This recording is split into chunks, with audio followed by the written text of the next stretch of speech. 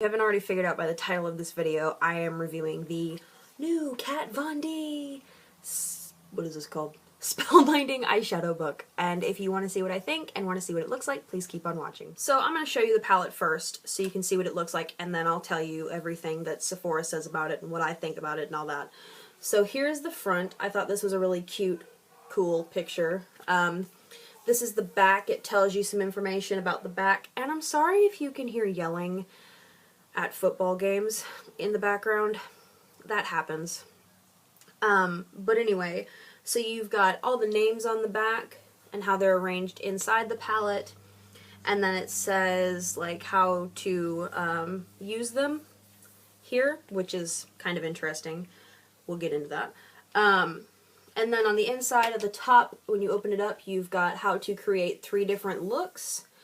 And then the shadows themselves have this protective plastic piece over them that has all the names on the shadows. And then these are the shadows themselves.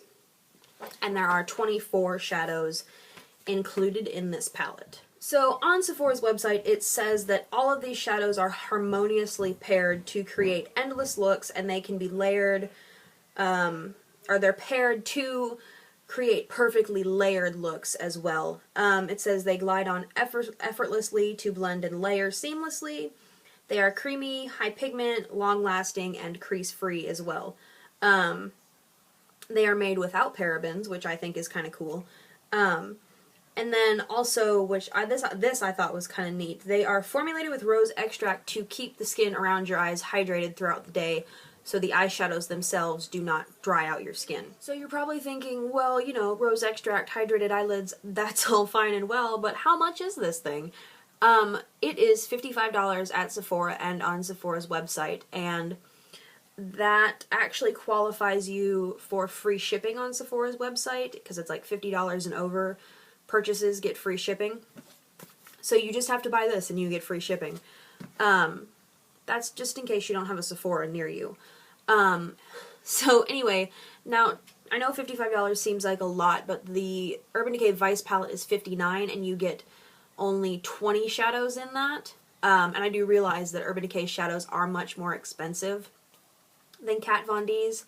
However, she doesn't sell like single shadows, I've noticed. The shade shifter ones are single shadows, but her just like, she doesn't do like single shadows, she does like palettes.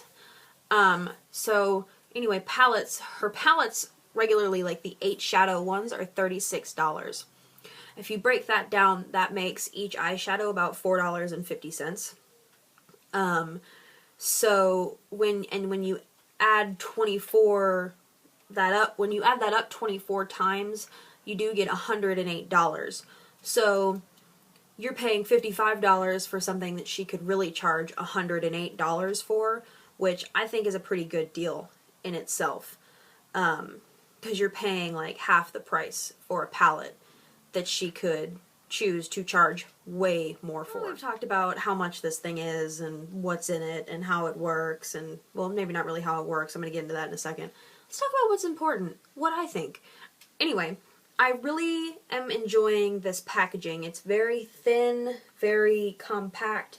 It is kind of like a largish palette, but it's called the Spellbinding Eyeshadow book, so it kind of has to be like the size of a book, because it's called a book. That's, in my head, that makes sense. Then next, so love the packaging, cute.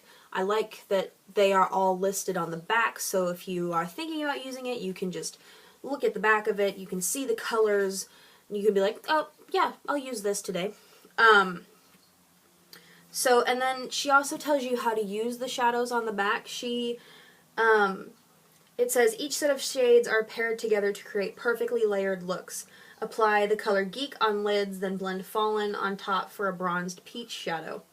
For a completely different look, apply Fallen on the lids, and then blend Geek on top of the perfect golden shadow. So these eyeshadows are pretty cool because depending on how you layer them and how you put them on, like if you put the lighter shadow on first and then the darker shadow, you get a completely different blended look. but if you put the darker shadow on first and then put the lighter shadow on, you get a completely different color that, like, in the video that Sephora just posted with her doing this, she says you unlock a completely secret shade or something like that.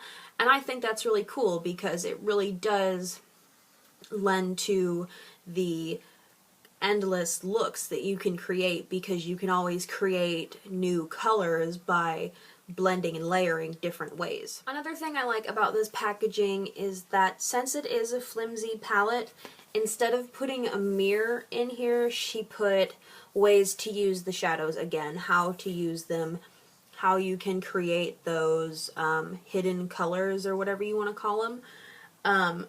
Because, like, sometimes you get palettes like this and there's a mirror here, but you're like, why is there a mirror? Because it just falls. There's no reason for a mirror in a palette that doesn't, like, have a hinge or something like that. So I definitely prefer that it doesn't have a mirror. Another thing that I thought was pretty cool is this cover here.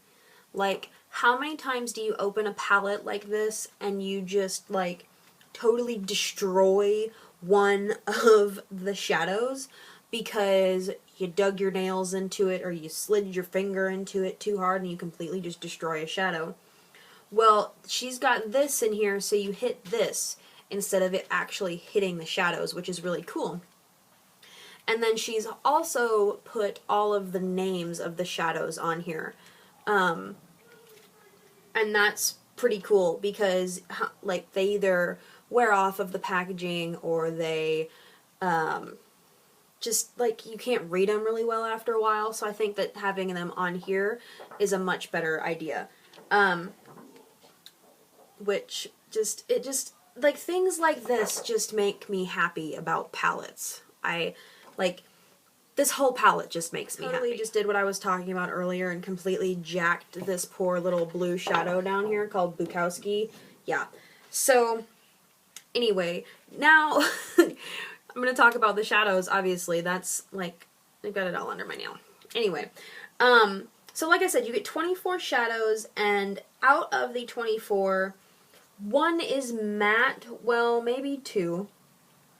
So your matte shadow here is Countess, and it is just this really, where'd it go? It is just this really pretty creamy matte color. That's what that is. And then your other one is possibly Geek, and that's what that looks like. So those are your two mattes. They're just very neutral skin tone-y colors. And looking at Geek, it really looks like a satin, but it could pass for matte. It's really not super shimmery. And then you get 5 glitter shades. So those would be this one, which is Sunset Boulevard. It's a really pretty gold, and it's got gold glitter through it, so you can't really see it without looking at it. And then it's Oddfellow, which is a black shot through with blue glitter. And then this green one, which is called Gunner, and it's shot through with green glitter as well. And then you've got Wonderland, which is like a maroon purple, which is shot through with the same color glitter.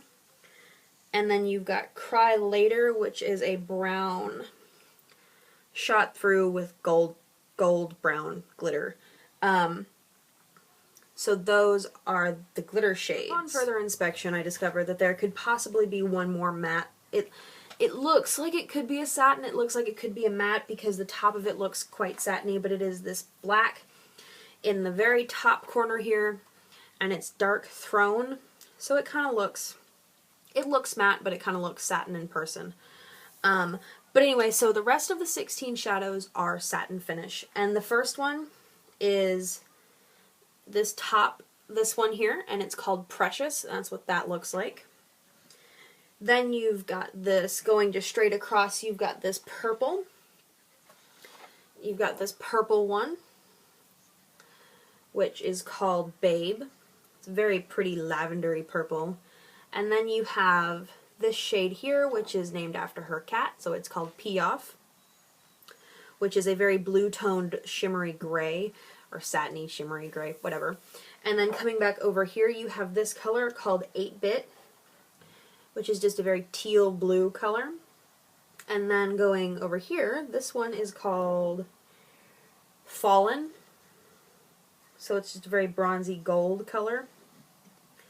Wipe that off. And then coming over here, you have Holy Bible, which is a very pretty color. It is a like pale frosty blue. It looks white on camera, but it is a pale frosty blue, as you can see here. And then this green one here is called Birdcage, and it's like a lime green. It gives almost gold off on the camera, but in person you can kind of see back here that it is a lime green. And then going down to this row, you have, this one is called Instaglam. It's a very like pinky color. And then the one next to it is called Stupid Autocorrect. And it's kind of like a mauvey bronze color.